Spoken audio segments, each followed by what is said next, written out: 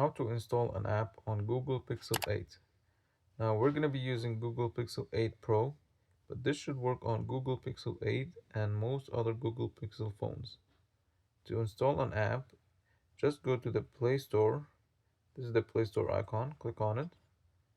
Now you can choose, there's so many apps to install. You can choose whatever you want, and there's also search where you can search for a specific app. We're just going to click on the Magic Tiles application. Then we're going to click on the install button. Now this will install the application for us. We're just going to click not now. It's very easy and straightforward. It's going to download the app and then install it for us. So once the application is installed, you can exit the Play Store and it will direct you to the new app that you've just installed.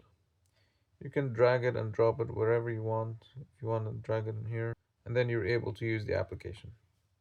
That's it for the video. Thanks for watching.